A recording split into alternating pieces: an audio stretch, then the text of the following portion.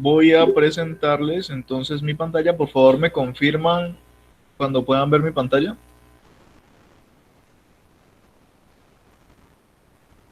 Sí, señor, yo la puedo ver. Sí, se Listo, ve vale, muchas perfecto. gracias. Bueno, muchachos, esta es la guía de ciencias naturales para este segundo periodo. Aquí aparece también la guía de educación ambiental y la guía de fisicoquímica. Como se habrán dado cuenta, el formato cambió un poquitico respecto al del periodo pasado. Unificamos formato dentro de la institución educativa, por lo tanto todos los profesores deberían enviarles una guía muy parecida a esta. Aquí, ¿qué información encuentran? La misma información que había en la guía que les presentaba con anterioridad, simplemente que aparece un poco más ordenada. Aparece el número de la guía para que ustedes lo tengan presente cuando pregunten, profe, ¿y qué actividades que yo no le he enviado? Aunque ustedes mismos deberían saber qué actividades no han enviado, pues todavía sigue habiendo gente que no envía nada y pregunta, profe, ¿yo qué le debo? Entonces aquí aparece el número de la guía, la asignatura, el periodo, esto ya es de segundo periodo, el grado, el docente encargado, aparece también la fecha inicial y la fecha final. Esto corresponde a la fecha en la cual yo les envío la actividad, que es el 12 de mayo, eso se les envié hace 2 días. Y la fecha final corresponde a la fecha máxima para la entrega de la actividad. Quiere decir que hasta el 25 ustedes pueden entregar la actividad sin penalización. Ustedes ya saben que yo penalizo cuando entregan tarde. Si entregan a tiempo tienen nota sobre 5, si entregan tarde tienen nota máxima de 3,2. Eso si me hicieron la actividad correctamente, como se las voy a explicar el día de hoy. Bueno, el tema de esta guía es reproducción humana. Nosotros ya vimos reproducción sexual y reproducción asexual en diferentes organismos vivos. Ahora vamos a trabajar un poquitico con la parte de la reproducción humana. El objetivo de esta guía viene a ser reconocer las características de la reproducción humana y diferentes aspectos de la gametogénesis humana, por supuesto. Nuevamente, aquí aparece la información de a dónde deben enviar la actividad. Algunos me siguen enviando actividades al WhatsApp y yo por WhatsApp no reviso actividades, es por correo. Y las inquietudes o preguntas que tengan las envían esas sí las pueden hacer por WhatsApp. Por ahí me pueden preguntar cualquier duda que tengan, yo les respondo a la mayor brevedad posible. La actividad de biología tiene 3 puntos simplemente. El primer punto es qué diferencia existe entre la gametogénesis del hombre y la gametogénesis de la mujer.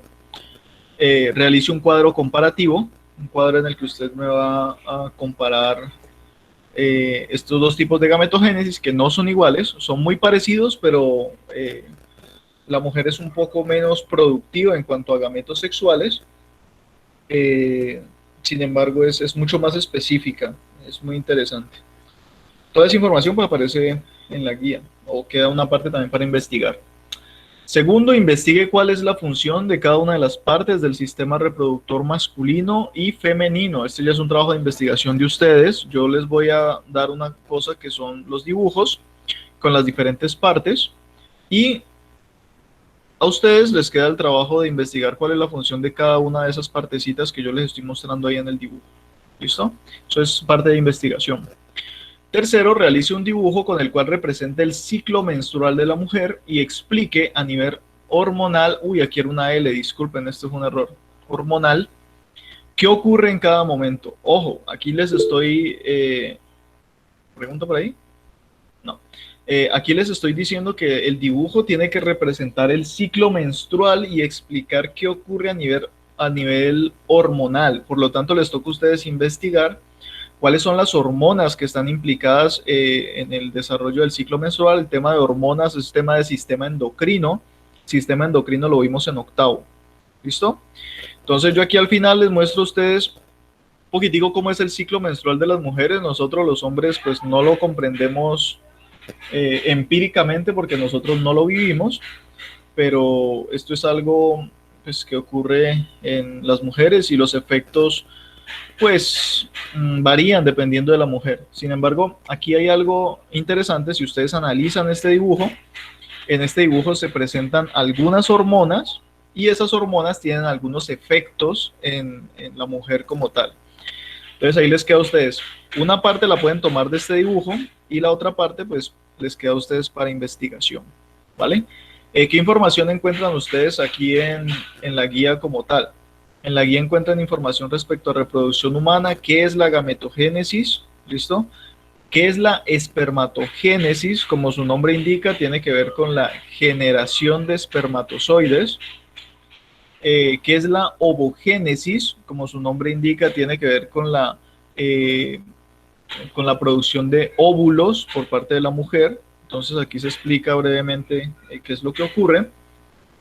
Y acá pues este es un dibujo, bueno, sí, es un dibujo, una representación de cómo son esas gametogénesis y espermatogénesis. Como ustedes se pueden dar cuenta, en el caso de los hombres, esto es un ciclo meiótico, eso es meiosis.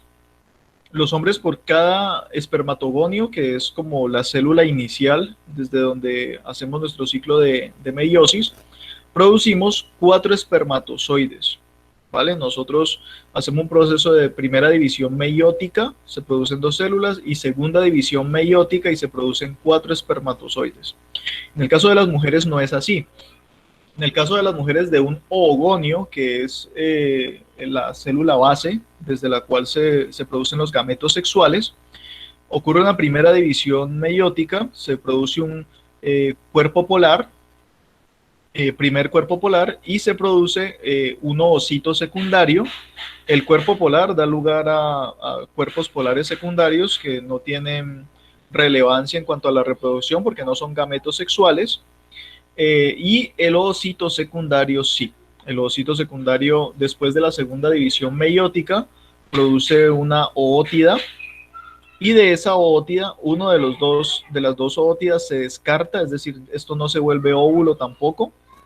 Estos 3 no se vuelven óvulos, pero la oótida, una de las ootidas, finalmente se transforma en un óvulo. Entonces, como ustedes pueden ver, los hombres somos un poquitico más productivos en cuanto a gametos sexuales. Producimos por cada espermatogonio 4 células gametos sexuales, y las mujeres por cada oogonio producen solamente un óvulo gametosexual. ¿Listo? Un poquitico ahí explicado rápidamente. Pues sistema reproductor masculino, los hombres pues ya más o menos lo conocen, al menos por la parte externa. Por la parte interna pues tiene una gran cantidad de cositas que interactúan. La vejiga, que tiene que ver con la parte urinaria, los testículos, que son el sitio donde ocurre todo este proceso de divisiones meióticas, ocurre aquí en los testículos. Y pues para la eyaculación, es en el momento de la eyaculación en el que los espermatozoides se mueven por todo lo que es la uretra. Pasa por la vesícula seminal, y la próstata están por aquí abajito, miren. Agregan más material a esa... Uy, qué susto. Agregan algunos líquidos adicionales a esos líquidos seminales. Y pues en el momento de la eyaculación sale una mezcla de lo que son gametos sexuales, fluidos de la próstata y fluidos de la vesícula seminal. ¿Listo? Pues bueno, esto de acá ya es un poco más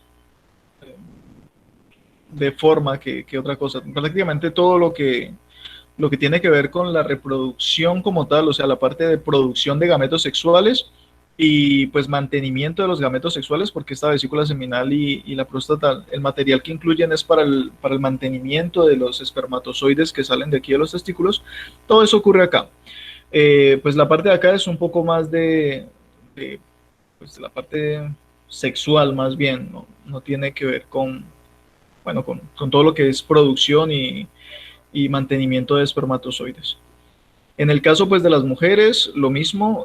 Lo que son los ovarios son los lugares en donde se produce todo este proceso de espermatogénesis, de ovogénesis.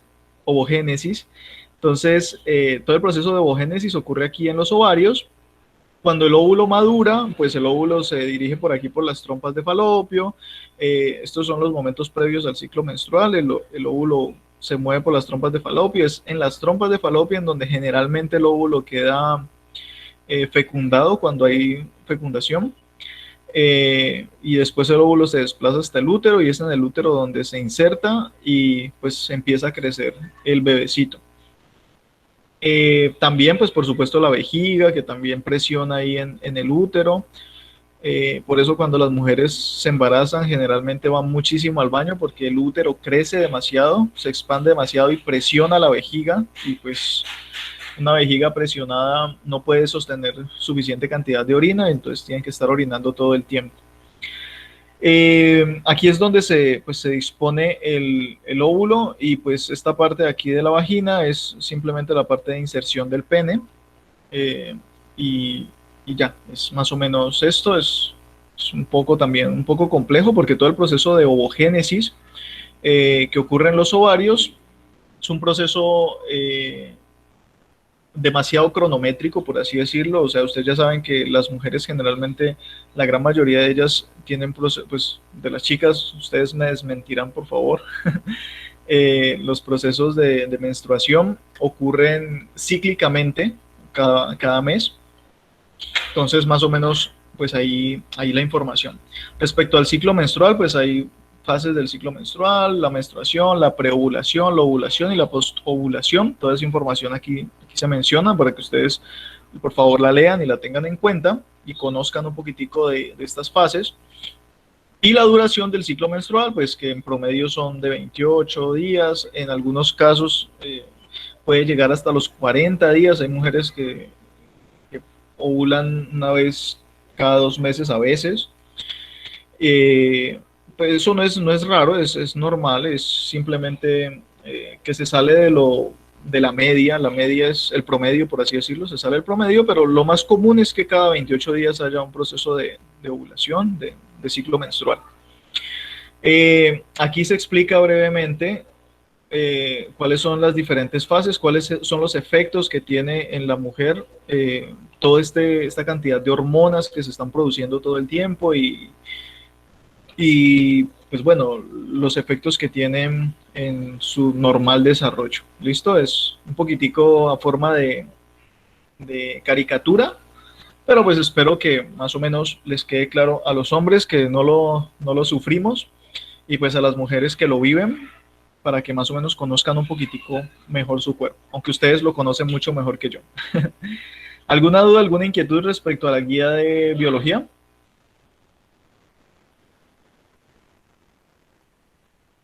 ¿Hay dudas, hay inquietudes? No, profe, ninguna. Vale, perfecto. Entonces sigamos con la guía de ambiental. La guía de ambiental tiene que ver, seguimos trabajando con ecología de poblaciones. Nuevamente aquí tenemos toda la información, periodo, guía número, grado, el número de teléfono para hablar con el profe, el correo electrónico para enviarle los trabajos al profe. Aquí una leve introducción respecto a ecología de poblaciones. En este caso ya vamos a empezar a hablar de unos estrategias de vida, se les llama estrategias de vida, a las características evolutivas que tienen algunos grupos de animales y de plantas también, en donde tienen diferentes características adaptativas para el ecosistema en el que viven, ¿vale? Hay dos preguntas. Una es en qué consiste la estrategia de vida R de las especies. Menciona y dibuje al menos 5 especies que utilizan esta estrategia. Y la segunda es en qué consiste la estrategia K de vida K.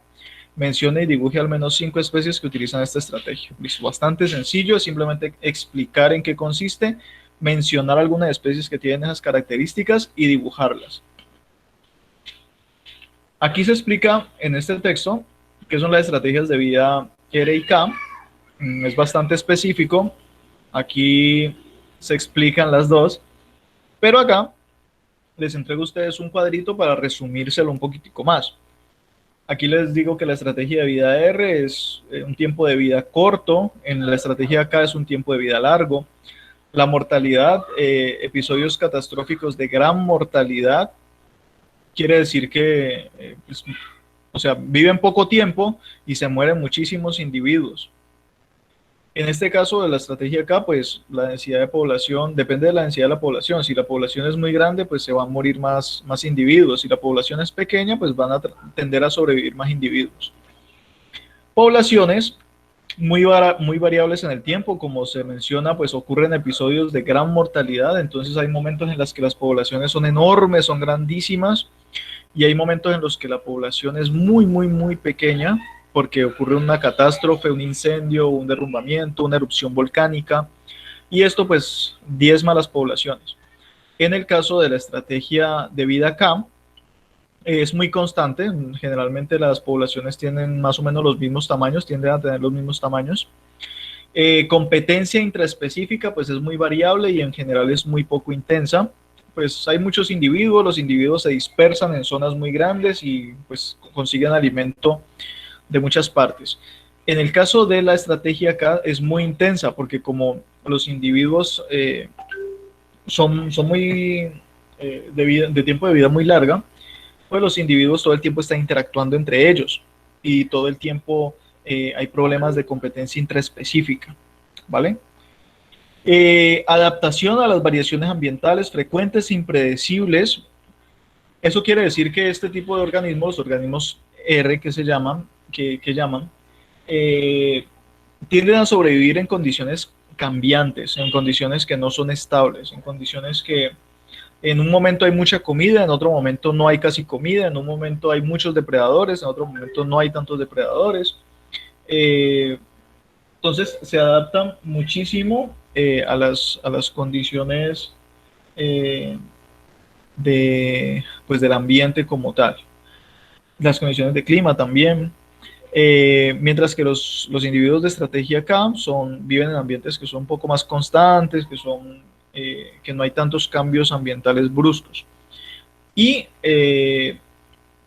la selección que favorece aquí, pues que se desarrollen rápidamente, que maduren rápidamente, que tengan un único evento de reproducción que sea muy abundante, que tengan un tamaño muy pequeño y que tengan una descendencia muy numerosa. Si ustedes miran estas características de la estrategia R, es muy común, hay un ejemplo muy común que yo les puedo mencionar, es por ejemplo los ratones. Los ratones se desarrollan supremamente rápido. Un ratoncito a los 2 meses de haber nacido ya puede empezar a tener un desarrollo sexual prácticamente. Entonces, maduran rápidamente, se reproducen rápidamente. En algunos casos se pueden reproducir una única vez, los ratoncillos, pero hay otras ocasiones en las que los ratoncillos, las poblaciones son tan grandes que se pueden reproducir muchísimas veces y las poblaciones crecen de formas alarmantes. Los ratones son un ejemplo típico de las estrategias R de vida. En el caso de las estrategias K, el desarrollo es más lento, la madurez se retrasa muchísimo, la reproducción es cíclica, capacidad competitiva y eficacia, hay un mayor tamaño, no son chiquiticos, descendencia muy poco numerosa y pues se cuida a la descendencia. Este es el caso, por ejemplo, de nosotros los humanos. Nosotros los humanos tenemos un tiempo de desarrollo muy lento. Imagínense, nosotros tenemos un hijo y nuestro hijo tiene la capacidad de reproducirse alrededor a los 14 años, empieza a tener la capacidad, 13, 14 años, empieza a tener la capacidad de tener hijos. Es decir, que ustedes muchachos, si tienen 13 o 14 años y pues tienen relaciones sexuales sin protección, lo más probable es que queden embarazados. Les recomiendo que se cuiden mucho porque pues ya están en edad reproductiva la mayoría de ustedes. Pero pues son 14 años. Comparado a 14 años con lo que hace un ratón que en 2 meses ya puede reproducirse, pues la diferencia es bastante grande, ¿no les parece? El tamaño, pues nosotros tenemos un tamaño elevado. Los elefantes son otro ejemplo también de este tipo de estrategias. Las ballenas azules son gigantescas y se reproducen una vez cada muchos años también. Entonces, esto es más o menos la información respecto a estrategias K y estrategias R. ¿Dudas, inquietudes, preguntas? Señor. Claro, todo perfecto. Vamos entonces con el último punto, que es el punto de acidez y basicidad, tiene que ver con reconocer conceptos básicos de ácidos y bases. Aquí le explico brevemente lo que significa que una sustancia sea ácida en química y en física, y lo que significa que una sustancia sea básica tiene que ver con la concentración de iones de hidrógeno que tiene una sustancia. Si una sustancia tiene una concentración muy alta de iones de hidrógeno, se considera que es una sustancia ácida. Si una sustancia tiene una bajísima concentración de iones de hidrógeno y tiene muchos iones OH, por ejemplo, se considera que es una sustancia más bien básica. Bueno, en la guía se presenta información y estos son los 4 puntos que tiene que desarrollar. Primero, ¿qué características organolépticas tiene una sustancia ácida y básica? Organolépticas son las características que nosotros podemos percibir con los órganos de los sentidos, ¿vale? Entonces, en ese caso, ¿qué tipo de sabor va a tener una sustancia ácida? ¿Qué tipo de olor va a tener una sustancia ácida? ¿Qué tipo de tacto podría tener una sustancia ácida? Lo mismo con una sustancia básica. Características organolépticas. Segundo, ¿qué es una escala de pH y cómo se puede determinar con ella si una sustancia es ácida o básica? Aquí abajo les explico brevemente qué son las escalas de pH. Y les muestro un ejemplo de una escala de pH donde se colocan diferentes sustancias. La escala de pH va desde el 0 hasta el 14, siendo que 7 es una sustancia que es neutra, que no es ni ácida ni básica. Los valores por encima de 7 son sustancias que son básicas y los valores por debajo de 7 son sustancias que son ácidas. ¿Vale? Siendo que la sustancia más ácida que aparece al menos en este ejemplo de esta escala es el ácido gástrico, el que encontramos en nuestro estómago. Sigue el jugo de limón, el jugo de naranja, el jugo de tomate, el café negro es ácido, la orina es ácida. Y para arriba el agua del mar es básica, el bicarbonato de sodio es básico, la leche de magnesia es básica, soluciones de amoníaco son básicas, el jabón es básico, el blanqueador es básico. Entonces, aquí hay unos ejemplos. Por supuesto que hay muchísimos más ejemplos y ya queda en su mano investigar qué otros ejemplos puede haber. ¿Cómo se puede determinar que una sustancia es ácida o es básica? Pues ya se los acabo de explicar. Tercero, ¿por qué son importantes las sustancias amortiguadoras para el normal funcionamiento de las funciones en el cuerpo de los seres vivos? Acá al final les explico yo a ustedes qué son las soluciones amortiguadoras y por qué son importantes para mantener un pH equilibrado dentro del cuerpo, ¿vale? Eso también es importante en la industria, es muy importante en la industria de hecho, porque algunas veces se necesita que una sustancia no eleve su pH o no baje su pH, porque si lo eleva se puede dañar o si lo baja pues también se puede dañar. Y por último, realice al menos 5 dibujos de sustancias con pH ácido y 5 dibujos de sustancias con pH básico. Eso es todo lo que hay que hacer. ¿Dudas, inquietudes, preguntas respecto a esta guía de físico-química? Sí, profesor. Dale, Jeremías, contanos. Para la pregunta 4, que nos decía que realicemos al menos 5 dibujos para sustancia con un pH ácido y 5 dibujos para sustancia con un pH básico. Sí. ¿Tenemos que hacer el dibujo de la sustancia o vale su estructura química? No, solamente dibujos de la sustancia en tu vida cotidiana. O sea, que digamos que mires en tu casa, qué sustancias que hay en tu casa o que tú conozcas o que hayas escuchado tienen pH básico o qué sustancias tienen pH ácido y simplemente haces el dibujito de la sustancia y ya. Ah, bueno, listo, profesor.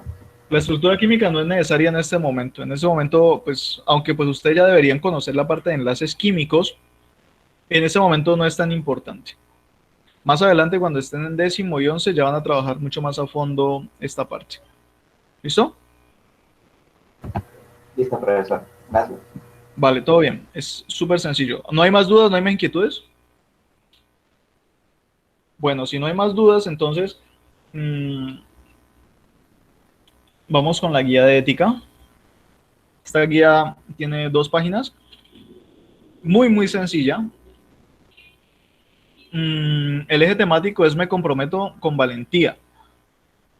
¿Qué significa esto? Pues que prácticamente tener la capacidad de compromiso respecto a las cosas que tengo que hacer, a las cosas que tengo que desarrollar en mi vida, y no le tengo miedo a llevarlas a cabo. Algunos de ustedes se asustan mucho con hacer exposiciones, con presentar trabajos, con preguntar.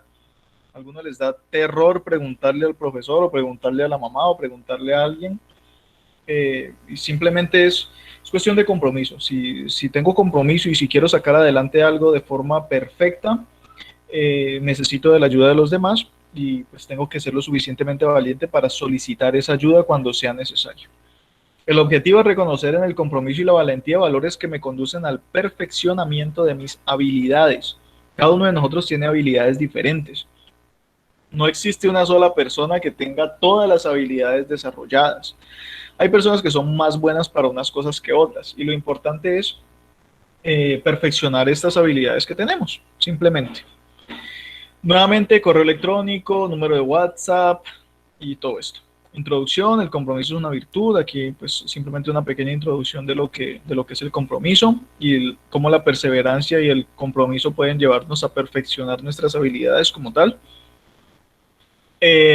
Estas sí son 5 preguntas. Esta actividad es un poco más compleja. La primera pregunta es que realice un crucigrama con al menos 5 antónimos y 5 sinónimos de compromiso y valentía. Es decir, ustedes se van a buscar sinónimos y antónimos de estas dos palabras y con esas van a elaborar un crucigrama. Por supuesto, cada uno de los puntos del crucigrama tiene que estar en la parte de abajo con su respectivo nombre de sinónimo y antónimo. Y ya, es muy, muy sencillo. Profe, son 5 y 5. Sí, 5 y 5. 5 antónimos y 5 sinónimos de cada uno. Bueno, segunda, ¿cuál ha sido el momento de tu vida en el que has sido valiente? Por supuesto que hay muchos momentos de nuestra vida en los que nosotros actuamos con valentía respecto a diferentes contextos en los que vivimos. Pero yo quiero saber cuáles son esos momentos en los que usted ha sentido que ha actuado con valentía respecto a un tema en particular. ¿Qué aspectos de tu vida cotidiana relacionas con el compromiso? ¿Qué cosas de las que usted hace diariamente, de las que usted desarrolla en su vida normal, usted relaciona con el compromiso como tal? Cuarto, ¿por qué no es valiente ni comprometido aquel que solo quiere quedar bien y no mide riesgos? Ojo también con esto. El hecho de ser valiente no quiere decir que yo me voy a tirar de cabeza, tirarme a matar ante situaciones que puedan ser riesgosas para mi propia vida.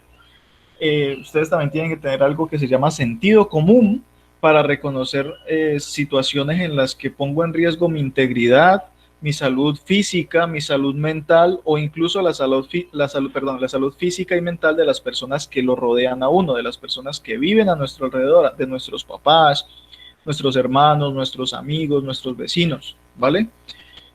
No, que yo soy valiente y yo voy a comprar la gasolina a la bomba y voy a revenderla aquí en mi casa y la voy a revender mucho más cara para ganar plata, que es algo que están haciendo mucho ahora en Palmira. Pues qué valiente, ¿cierto? Pero resulta que eso tiene un riesgo terrible porque la gasolina es un material muy volátil y pues, si una persona no es cuidadosa con el manejo de la gasolina, pues puede generar un incendio dentro de su casa y eso afecta a su familia, lo afecta a él si él se quema con esa candela y si el fuego llega a traspasar y quemar la casa de los vecinos, pues no se diga más. Entonces ahí para tener en cuenta la parte de valor y compromiso. Y el punto 5 ya es un punto de comprensión de lectura, es simplemente que con base en la lectura, el pirata dame la saca y el manzano de oro, que es esta lectura que está aquí abajo, el pirata dame la saca, es muy cortico, es una página nomás, mira, es súper chiquito. Escribe la moraleja que usted saque de esa lectura y realice un dibujo en el que se evidencia aspectos de compromiso y valentía en la historia. Es decir, usted la va a leer y va a decir, listo, en esta parte el pirata tiene compromiso o los personajes tienen compromiso, en esta parte los personajes tienen valentía.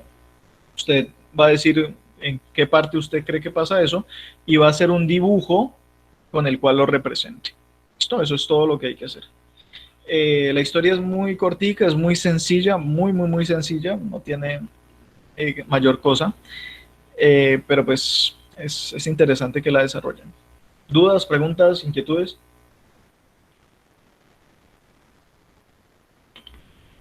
¿Todo está claro? Sí, profesor. Vale, perfectísimo. Entonces voy a compartirles, muchachos, la asistencia. Por aquí por el chat, por favor, llenen la asistencia. Voy a dejar de compartir la pantalla y dejo de grabar